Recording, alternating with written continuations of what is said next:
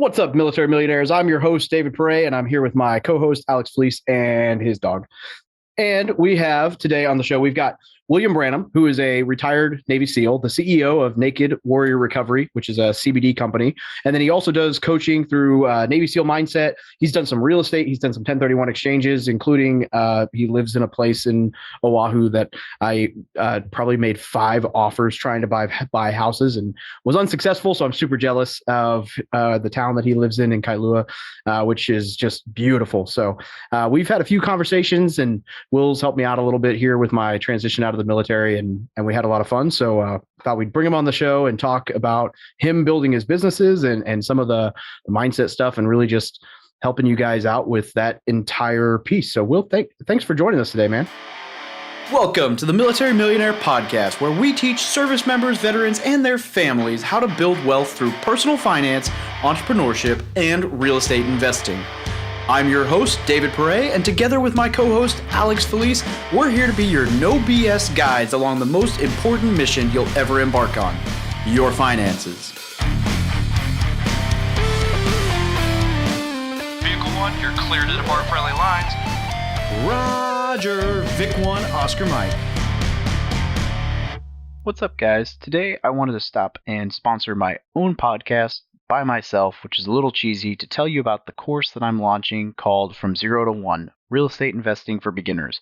Now, this is not a course to help you get rich fast. This is not a course to promise you to make $1 bajillion, but this is the course that will help you get from 0 rental properties to 1 rental property. It is designed to get you through your first purchase. Everything you need to know to get you through that step, with support from myself, obviously via email and whatever, so that we can talk and I can help answer some of those questions for you.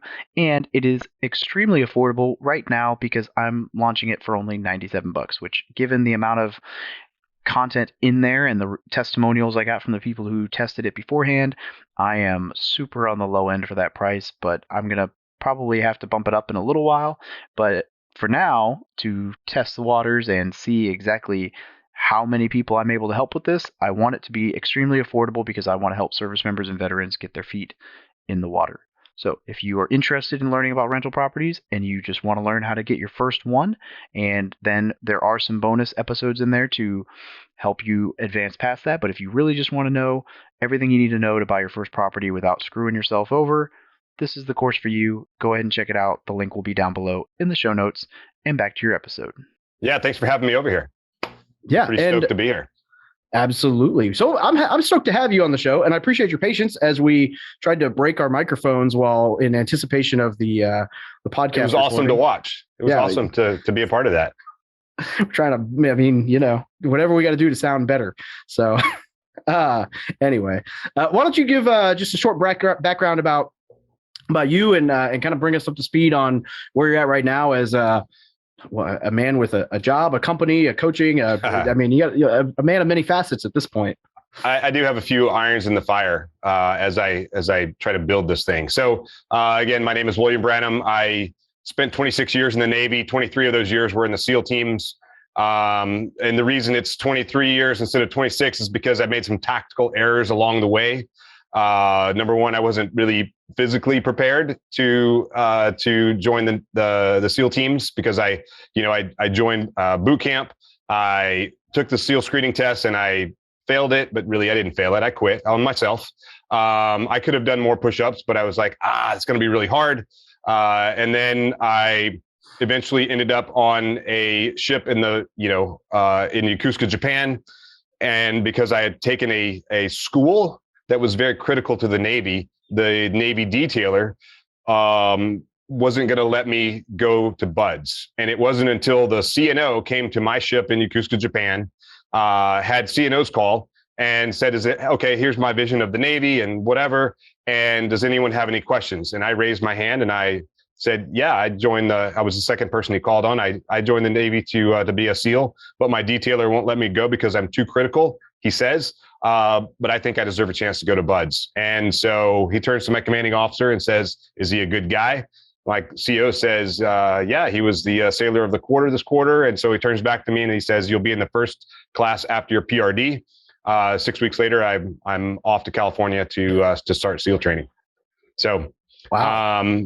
So to back up a little bit more, I'm from Meridian, Mississippi, little town. There's a little naval air station there. I swore I would never join the Navy because I didn't want to wear those dungarees. And quite honestly, I was probably thinking more like, I knew I wanted to be some sort of commando of some sort, but I didn't really know what that was. I knew that John Wayne was a Green Beret in the movie Green Berets in Vietnam, so that looked pretty cool. John Rambo, I think he was an Army Ranger. Chuck Norris, he was part of Delta Force. But there were also these commercials when I was a kid of the Marine Corps, who had like the most badass uniforms out there, still do today. And they were fighting dragons with swords, and I thought that was super cool. And I'd heard of like Marine Scout Sniper Recon, so I'm like, well, maybe that's what I want to do. And then someone told me about the SEAL teams, and I was like, well, what's that? And they're like, they do all this other stuff. It's the hardest military training in the world. And I'm like, oh, well, that's what I want to do. And they do stuff underwater. I'm like, cool, sign me up. Then the Navy detailer called me and said, come on down and check out this video of becoming a Navy SEAL. And so I went down there and watched it and signed up on the delayed entry program. That's awesome. Yeah, I was, it was kind of the mad destiny.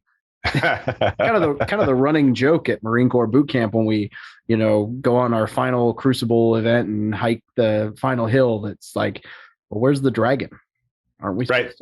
Like, they lied to me. Aren't we supposed to fight a dragon with a sword or something? But, yeah, Shields and Swords. It was, pretty badass recruiting videos for sure. Yeah. Still even today. Yeah, I think that's probably one of their most popular ones ever. At least it's one of the favorite amongst Marines. But I love the fact that you were the guy who put the hand up and asked the question with the CNO, right? Like, that's not like, that alone speaks kind of volumes about the destiny piece, because like most people in their first couple of years in the military just like sit down and shut up and don't actually ask questions because it's like, right. Well, I had been told no, like, everyone around me is, kind of that support unit that I had. Even my commanding officer, he's like, yeah, I support you going to BUD/S. And this was really pre-internet, there were not a lot of books out there. The only books that I knew about was one called Brave Men, Dark Waters. It was about the SEALs in Vietnam, and the other was Rogue Warrior, Dick Marcinko, who just passed away this past Christmas, who started SEAL Team 6 or something like that. I can neither confirm nor deny that exists. I had taken the SEAL screening test, and actually the first time I took it, I told you I failed in boot camp. The second time I took it, I failed it by like so the screening test is like, it's push-ups, pull-ups, sit-ups, a run, and a swim. I crushed everything except the run. And I was taking it with other guys that were either screening to go to become EOD or diver. I beat everyone on every score on everything. And to include the run, we do the run in boots and long pants. And I was the first one across the line in the run. And I thought that I had passed easily because I beat everyone else. And what happened is I let my ego get in the way, and my ego said, you got this, you're beating everyone. And so when I crossed the finish line, it was like 12 or 15 seconds short of passing. So then I had to go take it again. And but that's something that I found, kind of throughout my career, where my ego kind of gets in the way. But I had done all of this work to finally, I've done all the medical stuff. I've done all the physical stuff. I've done everything to like get ready to go. And I've got one guy standing in my way, and he's like, sorry, I've got letters of recommendation from other SEALs. And so my detailer was still like, absolutely not. You're too critical to the Navy. And so it was Admiral Borda, who actually later took his own life, who came to the ship. And he only came to my ship. I was the small destroyer in Yokosuka, Japan. And he had, CNO's call there. And it was, people in my kind of division told me to like, bro, you should ask the CNO, because he is a common sense leader. He is one of those guys that throughout his career, he started the Seaman to Admiral program because he started as an E1 and became the CNO. And he was like, you should ask the CNO, because he just makes changes on the spot. If like policy doesn't make sense and someone brings it up to him, he just like changes it to where it does make sense. So I told my CO, I told my whole chain of command that I was going to ask. And it was interesting. There were a bunch of haters on the ship because, and I later found out that these guys did go to Buds and they quit. And they're like, you're never going to make it. You're blah, blah, blah. And I'm like, okay, whatever you say. I'm not going there to not make it. I'm going there to make it. But I showed up and Buds is 6 months long, and it took me a short 13 months to get through that 6 month block of training. There's not a whole lot of people I hear talk about this, but is it common to end up going through Buds like more than once, or to get, I don't know if there was an injury there or. Yeah, there were several injuries there. And I got rolled back. It's pretty common. It's not very common for someone to go straight through, in just 6 months. Interesting. I envy those people. Like, that is, in my thought process, that's an easier way to go, because the first time I got rolled back, I was like very sad from an injury. The second time I got rolled back, they were going to kick me out because they're like, look, bro, you clearly didn't prepare yourself. This is the second time you've been injured in like whatever. You only made it like 3 weeks into the second class, and you got injured. And so I like go to the first guy and he's like, I recommend you being dropped from training. I go to the second guy and I'm like telling the story about the CNO. And if I leave, maybe I'll never get to come back. And he says, stand right there. And I'm like watching my class. And in SEAL training, not all classes are created equal. I can tell you that the class that second class that I got rolled out of was a harder class than the class that I rolled into. Like, we got beat for everything, and I loved every second of it, and just watched people quit. And I couldn't wrap my head around it. I mean, these people were, star athletes. They exceptional performers, and I was mediocre, a performer at best. I could barely keep up on the runs, but I was good enough to pass. I went to every goon squad. I was wet and sandy all the time, and I loved it. And then there were these other guys that were like phenomenal athletes, and they could, in Buds, you fail multiple times. Like, it doesn't matter what you do. You suck, you fail. And so these guys quit because they either, oh, the water's too cold, or I don't like being yelled at, or no, I crushed this evolution. How dare you, tell me that I'm not good enough. Yeah. And so that was a mentality that I watched guys quit. I'm like, what are you doing? This seems so easy for you. And I'm struggling the whole time, but I'm happy. And they just weren't happy, and it wasn't for them. So they went off and found another career. And then that second injury, I didn't heal up. And so pretty much I gimped my way all the way through first phase through Hell Week. And then throughout Hell Week, I somehow, that injury stopped being injured.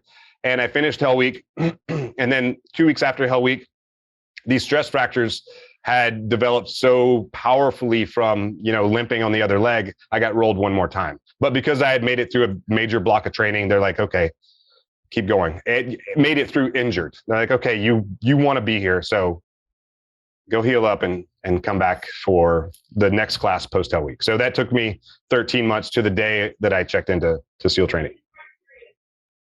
Bro, mindset is everything. It is. And that's what I heard. I didn't really understand that. I didn't understand that back then.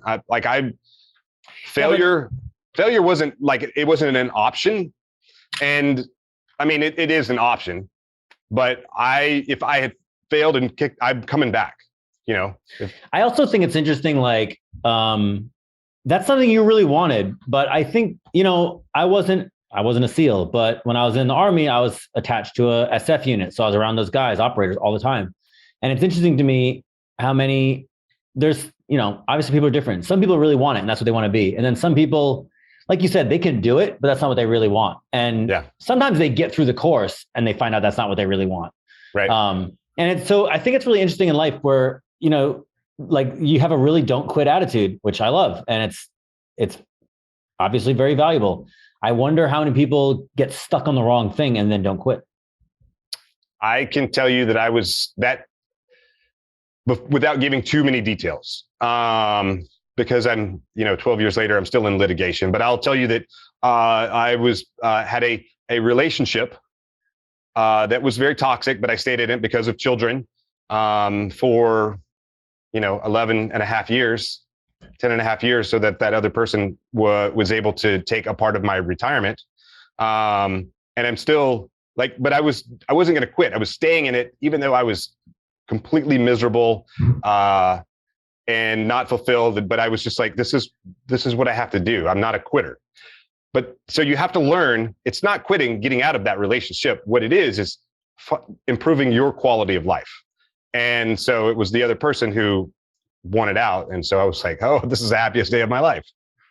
Yeah. It's a tough part of life, because everybody goes through, like, people who aren't that good at life, when they find out what they're really good at, they won't quit, and vice versa. There's people who are just like good at life and they get stuck on the wrong things. Or you, like you said, you kind of get into this mentality of like, I'm just not going to give up. And then after a while, you're like, I'm sinking myself into something that I hate.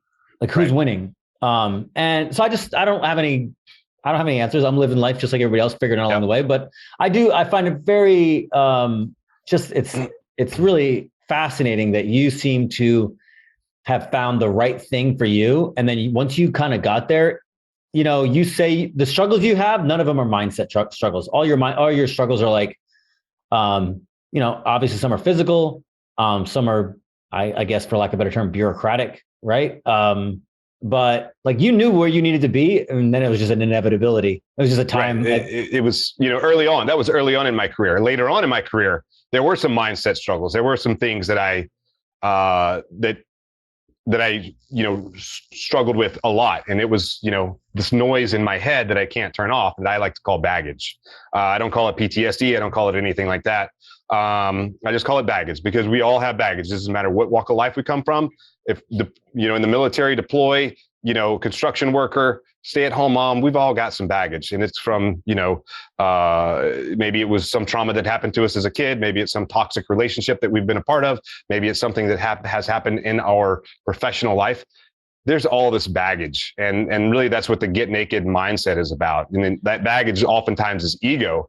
And we don't take that ego off, and we don't get naked and allow ourselves that opportunity to kind of heal. Yeah, I have one. All he does all day is tell me that I'm a piece of shit. And at 30 years, I'm really sick of it, but I can't turn it off. Tell me, which is a good segue though. Tell me about Get Naked. You said this is what it's about. I thought he was talking about me for a minute. I was like, no, I did too. I let him sleep.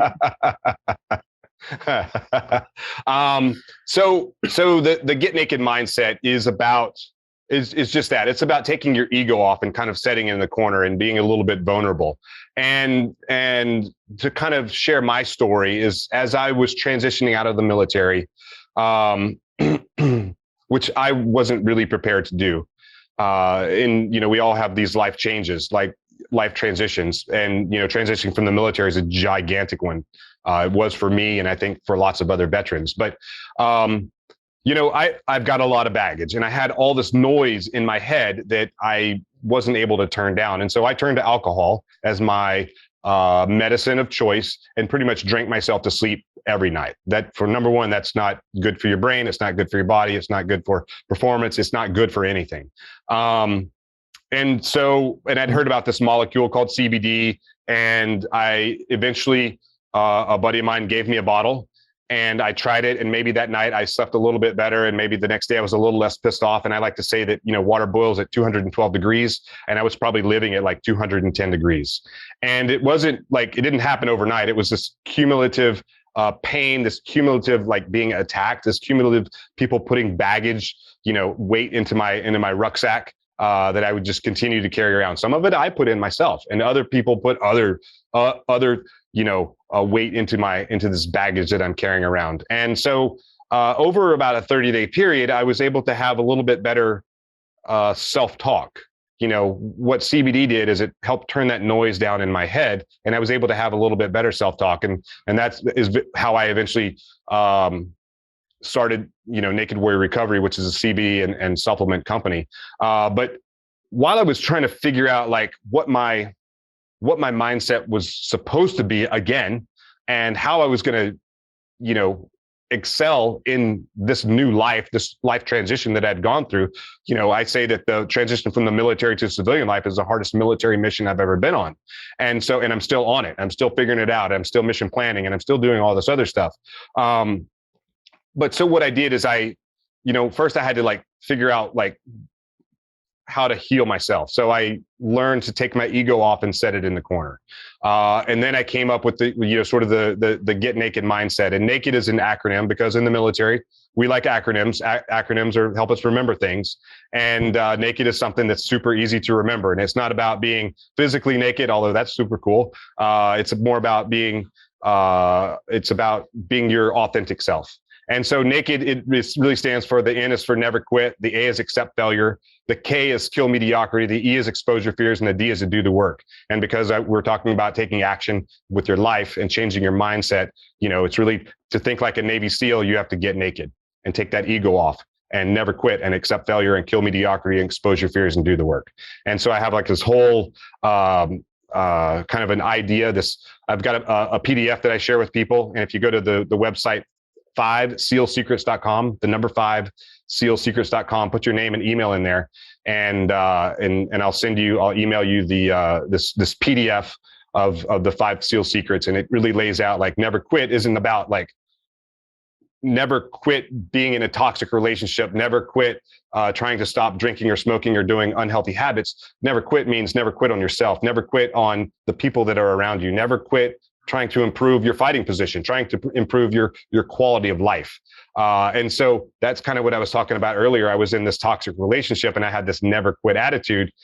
I was not quitting the right thing. I should have quit the toxic relationship and started supporting my quality of life and then supporting my kids in a different way. And so, one of the things that I learned in that kind of, throughout my military career is, when we went to SEER school, to be, prisoners of war, they taught us, create these small victories, and these small victories help your mind and your heart to kind of get through that process of being interrogated, being beaten, and whatever else goes on, during SEER training. And so if, they tell you things like, don't communicate with the other prisoners. So when you get back to your cell, you start knocking and try and build that communication with the person that's next to you. Or if you're out in the courtyard and they say, don't look to the left, every opportunity you get, you look to the left, and that's a small victory that you get. Or when you're being interrogated, you shove a little white lie in there, and that is also a victory. And then another way to kind of think about it is if you're, apply this to a project or a purpose that you're on, starting a business, getting a degree, whatever, creating a podcast, starting a real estate company. It's going to be hard. It's going to be challenges, and you're going to have times where you don't feel like doing it. And what you have to do in order to get to that end goal is you have to chop your goal, your plan up into small pieces. So the analogy that I use is Hell Week, which is the most famous military training in the world. I've been all over the world, and everyone knows what Hell Week is. They think all of SEAL training is this 1 week. And really, it's just 5.5 days of no sleep. You're cold, wet, and miserable the whole time.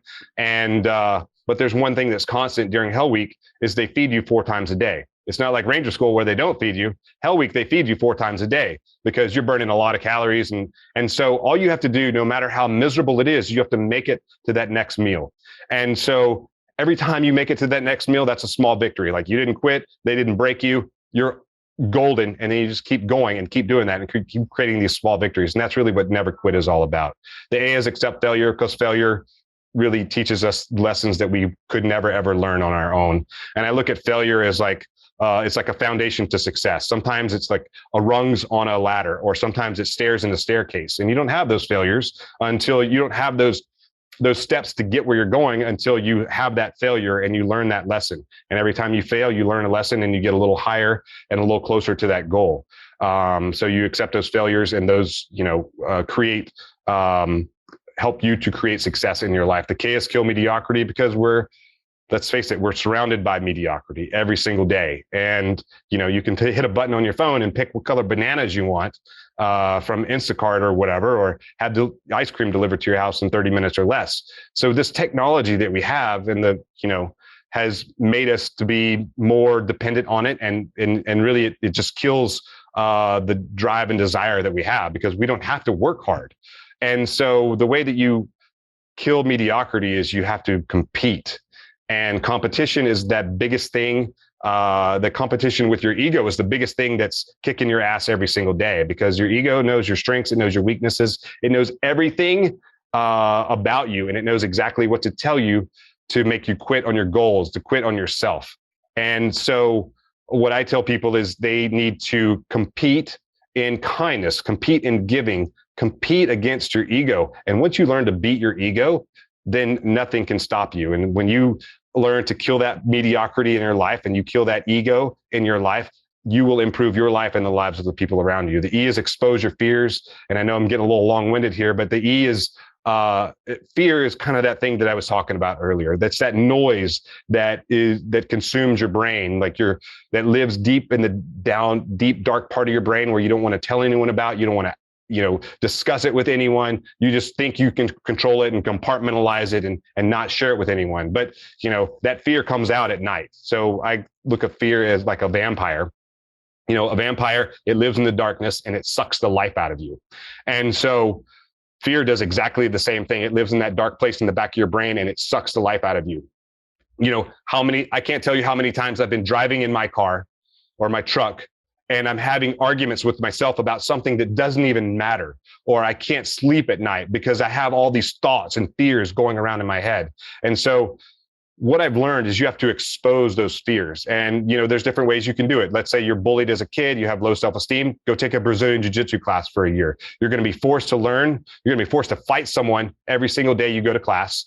And you're going to learn a skill set, and you're going to have people that are going to teach you how to defeat that fear that's going on. Maybe you have a fear of public speaking.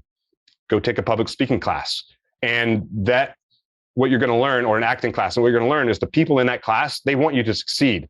And some of that fear is the anticipation of something that has never happened and probably never will. But you're afraid to get up in front of people because you're afraid that people think you're a failure. They'll think that you're not going to do a good job. And what really happens is when you get in front of people to speak, they actually want you to succeed. They want you to be awesome. And so once you expose that fear, nothing can stop you. And one other, kind of way to expose your fears is, as a friend of mine, he says, fear does not exist on paper. And so he's a billionaire. And he's also a business coach of mine. But he still has stress and anxiety and things that really bug him. And so when those things happen, he'll pull over, stop at a Starbucks, order a coffee, and then he'll take a pencil or a pen and a piece of paper, not type it out on his phone, and write down every fear that's bothering him. And once he looks at it on a piece of paper and he reads it, he's like, really, that's really what's bothering me?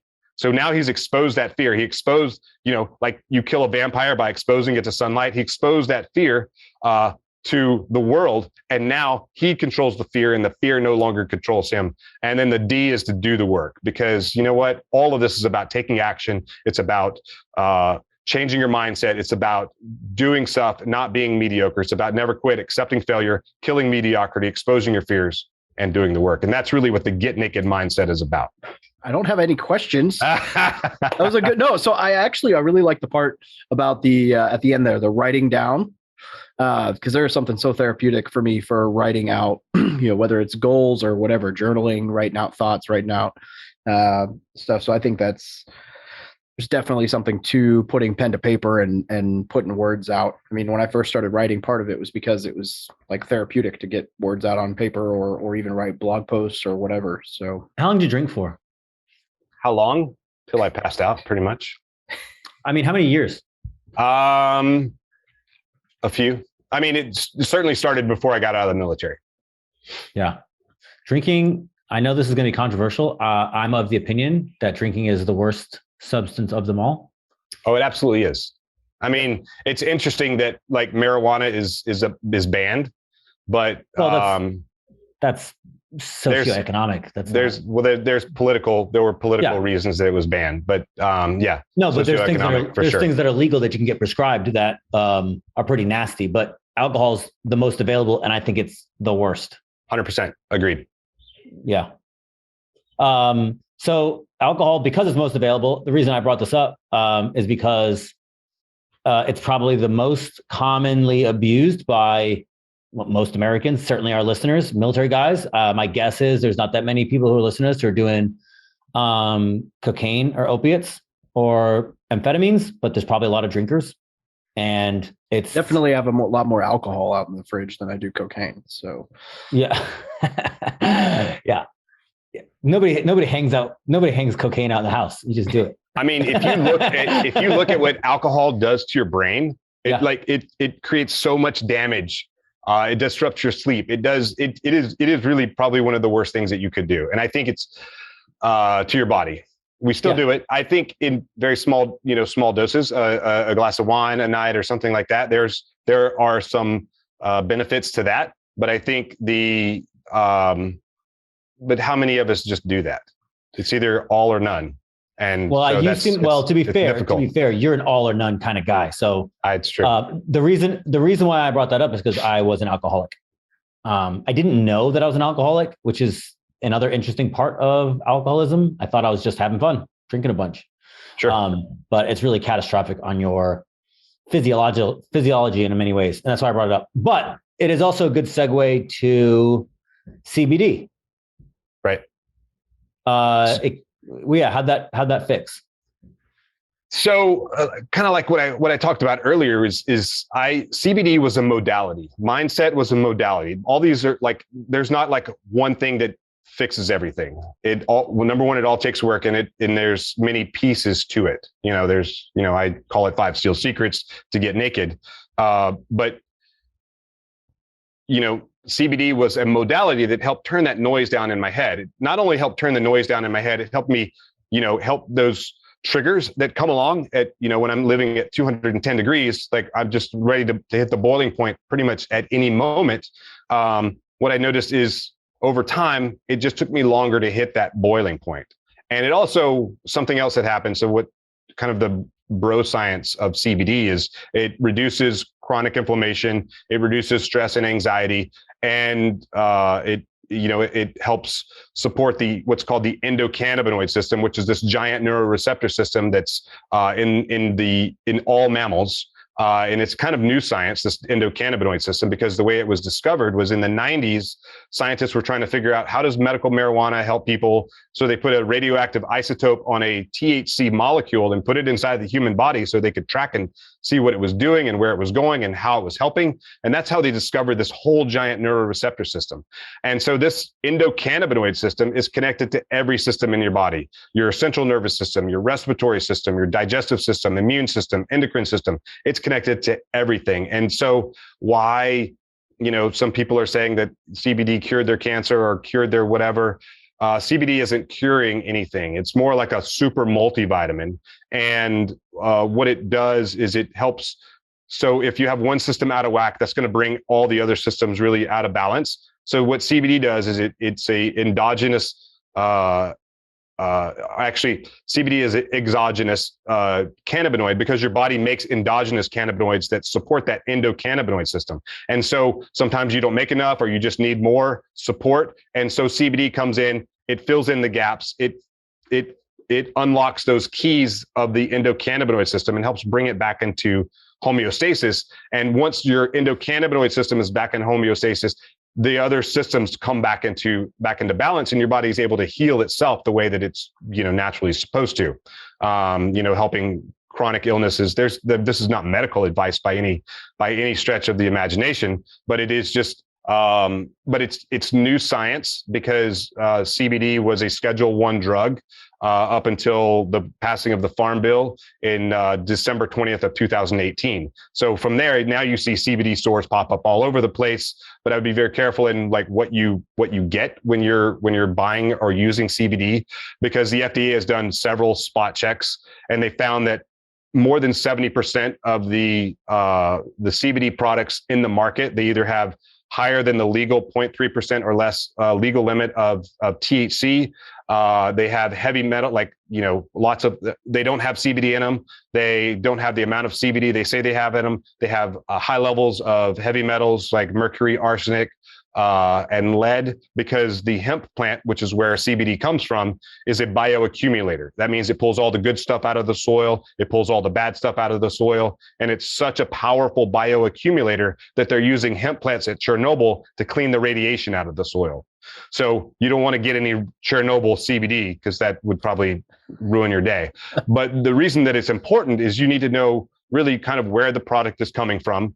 And if you're putting something in your body to be, I'm using air quotes here, a medicine to help you heal or get better, then you want to make sure that it's from a good source and it doesn't have a bunch of crap in it. And that's so at Naked Warrior Recovery, we put QR codes on all of our stuff. So you can see third-party independent data testing to show where our product, what is actually in the product. So we go a little bit one step more than what most, even the biggest names of CBD do. We test the oil when it's extracted from the hemp plant, but then we test the final product after it's gone through whatever the manufacturing process is, whether it's a tincture, a gummy, a soft gel, a topical. It doesn't matter what it is. We test it at the beginning and then we test it at the end to make sure that there was nothing went wrong or any sort of contamination in the manufacturing process. So the bigger names, they test the oil in the beginning and they don't test it or the product at the end. So when you look at the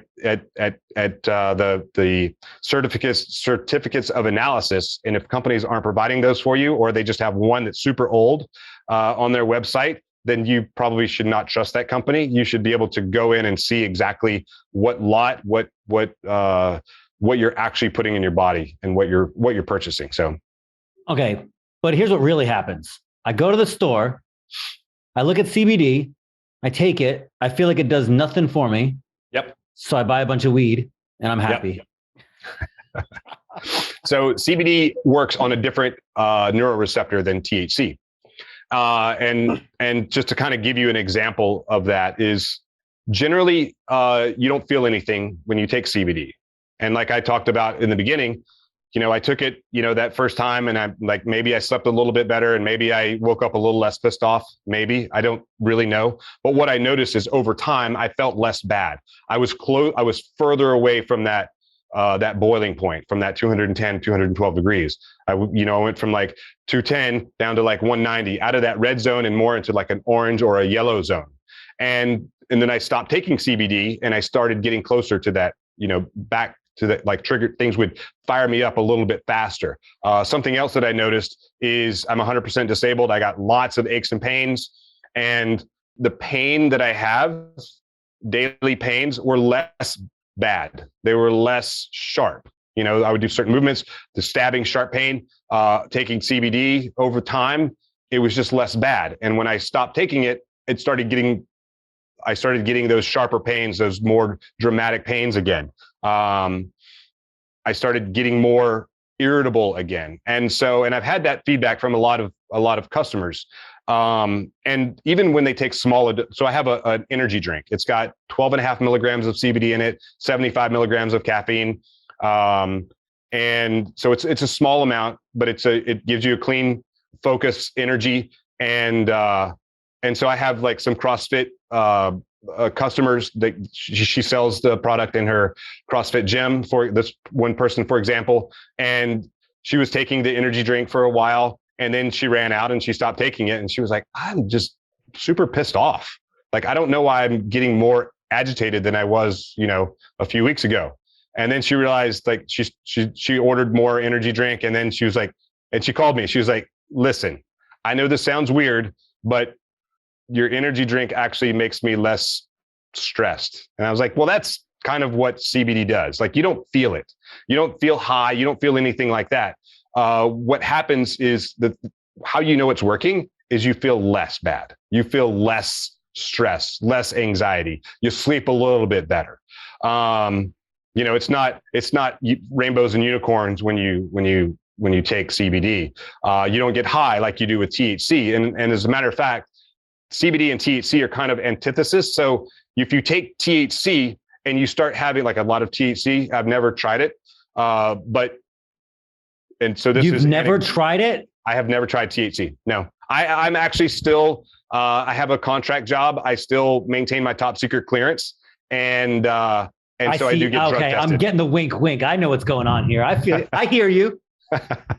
So I've never tried it, but anecdotally, what I've seen in papers, because I do go to PubMed and read and read articles and published literature about CBD, because it's still a very new science. A lot is still unknown about it. But let's just say you take, you get a bad trip from THC. You can take, so the THC goes in and it binds to these CB1 receptors that are in your brain. What CBD does, it will go in and it will unbind those THC, the THC from those CB1 receptors, and bring you back down off of that high, so that you're not tripping out and like freaking out or have that kind of schizophrenic episode. I have a niece with really bad eczema.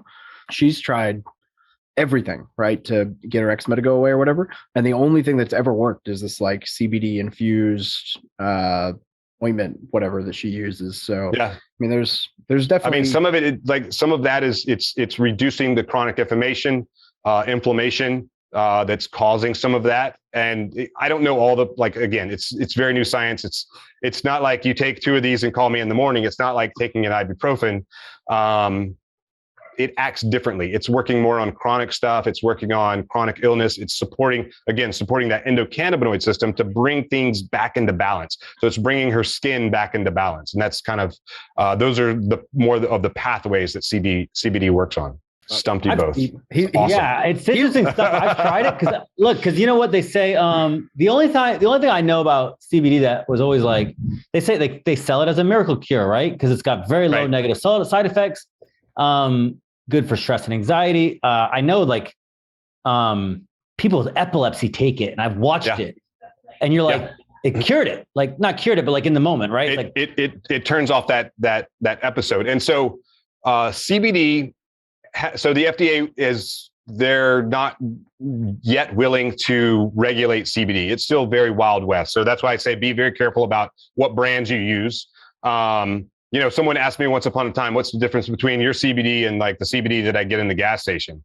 And I wish that I came up with the answer, but the guy that was, standing next to me, he was like, it's kind of like this. What's the difference between the sushi that you get in a sushi house and the sushi you get in a gas station? Do you want to roll the bones with gas station sushi? Do you want to roll the bones with gas station CBD? It's kind of like that. You don't know what's in that. You don't know where it came from. I mean, if I could put my products into gas stations, that would be awesome. But just to have that distribution channel. But right now, what's out there, I would be very careful about what you have. I would go to a reputable site that does provide those independent third-party lab testing results. And again, I tell people to set your expectation low on CBD. Try it. How do you feel today, and how do you feel in 30 days? If some people just use it as a topical for, joint pain, muscle pain, things like that. Other people take it, orally. Or I have another product that is, it's a brand new. It looks a lot like an M60 fuse igniter. If you're in the demo world, and it does microdosing of CBD. And for a 4 milligram dose of this is equal to a 25 milligram dose that you take orally, because you're missing the first pass metabolism. You put it into kind of the thin skin pulse points.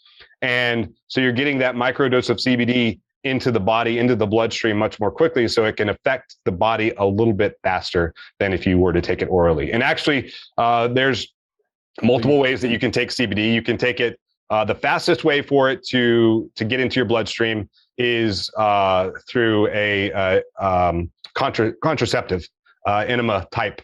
I was through the butthole. I was literally, when you said orally, I was about to be like, so do you take that anally, or how do we? So you take it in the butthole. That's the quickest way, most effective way. Number 2 is through a vape, but I'm not doing the vape thing because it's too controversial, and there's too much shit that can go wrong with that. And so this is number 3. And then orally tincture is number 4, and then it, cascades down from that. So this is the fastest way outside of sticking it in your butthole or vaping to get CBD into your bloodstream. I didn't know we were going to talk about buttholes today. My bad. David can't help himself. I couldn't avoid the joke. It had to go there. Oh my gosh. All right. So if somebody's interested in checking out your products, where do they go for it? Go to the website is nw-recovery.com. or you can type in Naked Warrior Recovery, all one word.com. That was my Naked Warrior Recovery was the original website domain. But then I thought maybe people don't want to type naked into their search engine. I don't know why I thought that. It just popped into my William, head. you are so clean. You are so clean. He's sitting on a government computer, just like Yeah. Google image searches, naked Right? warrior. And Zena, so you can still type in nakedwarriorrecovery.com and it'll take you to the correct site. But yeah, I was like, oh, maybe let's just keep them both open just because. That's probably a smart move. Yeah, you got both domains. That's all good. So, and then I know, so I looked around on your website. You got some stuff on there for sleeping. So one of these days I'm going to have to try that out because I've heard good things about. You know what? That's one of my favorite products, quite honestly. And so the thing that makes it, why I like that product so much is it has 25 milligrams of CBD. It has 3 milligrams of melatonin and 3 milligrams of CBN, which is another minor cannabinoid. And I'll talk about like the different kinds of CBD in just a second. But CBN is a minor cannabinoid in the hemp plant, which the hemp plant has over 120 different minor cannabinoids: CBD, THC, CBN, CBG, CBV, and the cannabinoids and terpenes. Terpenes are like essential oils, which are in the hemp plant, and they work kind of synergistically with the body. People use essential oils for all sorts of stuff. And so CBN is one of those minor cannabinoids. So we remove the THC from almost all but one of our products. But now we've injected CBN, which is the sedative molecule that helps you kind of like start shutting down for, when you, let's say you have some THC and you like start to crash. Well, that's the CBN that's in that joint or whatever you took, that's like bringing you back down and mellowing you out. So we take that same CBN and put it into these soft gels. And so for me, I'll take that about an hour before I'm ready to go to bed because I'm FOMO, I'm ADD, I got all sorts of stuff going on. And so I'll be stupid and I'll stay up super late at night working on stupid stuff or just screwing around, like watching YouTube videos. And then I get tired and then I push through it and then I'm awake until 2 or 3 in the morning. And then I'm like, well, maybe I need to drink to put myself back down. The CBN, this sleep product, I take through a night with some magnesium and some other D3 and some other stuff. And once I hit that start getting tired point, I can never recover from it. So at some point I just give up and I go to bed like a good little boy instead of staying up and being stupid. So it is by far one of my favorite products that we sell. Yeah, I've heard it works wonders. So I use it every night, especially if I travel, and I do a fair amount of traveling. Yeah, I've been traveling a decent amount as well. All right, so we got 5sealsecrets.com, NW Recovery, or Naked Warrior Recovery. NW dash. If you do just NW Recovery, it's going to take you to like Northwest Recovery, which is, I don't know, like a treatment facility. So NW dash, the horizontal line, recovery.com. Our listeners better just write Naked Warrior Recovery. Yeah, Naked Warrior Recovery CBD, and it should bring up my site. Awesome. Should. Is there anywhere else that you would like to plug as far as where someone can get a hold of you if they want to reach out and ask you some questions?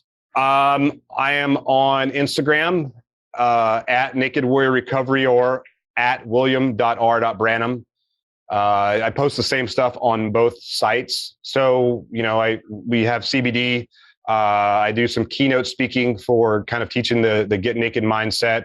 I'm working on some other coaching products to kind of help people with, life transitions and things like that. So we're moving forward.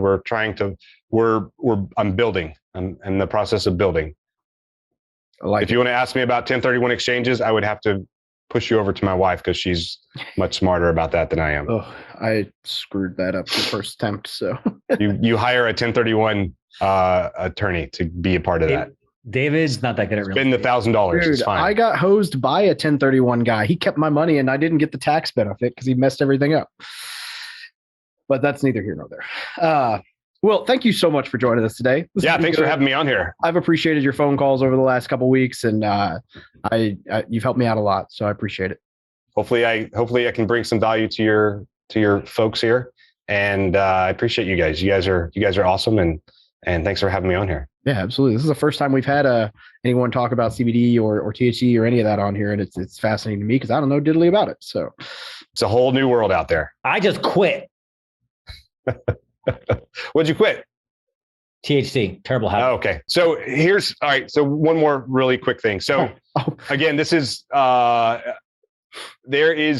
been studies to show where CBD has helped people get off of other meds like opioids and things like that. So because, kind of like what I talked about earlier, THC goes in and it grabs a hold of that CB1 receptor. Opioids and other medications do similar things. And so CBD has been able to go in there and reduce the amount of, I'm going to mess this up, but I've read the studies, and it's been shown to be very effective, not guaranteed, but very effective in helping people wean themselves off of, or medical professionals wean them off of harder drugs, and to include opioids and things like that. So that's going to be a hard study for anybody to finance, because there's no money in capitalist America for funding the end of addiction. You're correct there. But really quickly, something that we didn't cover, and we can probably cover it another time, is the mission of Naked Warrior Recovery is really that 22 to 0, and really talking to this crowd right here, this audience. 22, that number 22 is 22 veterans take their lives every single day. We've lost more veterans to suicide than we have to 20 years of sustained combat. And so that is unsat. And as I was building this, I realized that my dad is one of those 22 because he was in the Navy. And so that created a more of a spark for me to okay, this is a real deal. So, a portion of our sales goes to nonprofits that help to reduce veteran suicide, goes to helping to fund research to try and make that go away. Our goal is 22 to 0. So anything that we can do to help that is, and again, I never had suicidal thoughts, but my brain was for sure fucked up. And so CBD helped me kind of turn the noise down so that I could have a little bit better self-talk and move forward. So hopefully that's helpful to someone out there, and I'll stop there. It absolutely is, and I agree that's a valuable mission to contribute to. So, Will, thank you very much for joining us today. Yes, sir. Thanks for having me. You guys are awesome. Thank you, sir. Thank you for listening to another episode about my journey from military to millionaire. If you liked it, be sure to visit FromMilitaryToMillionaire.com/podcast to subscribe to future podcasts. While you're there, we'd love for you to rate the show, give us a review on iTunes. Now get out there and take action.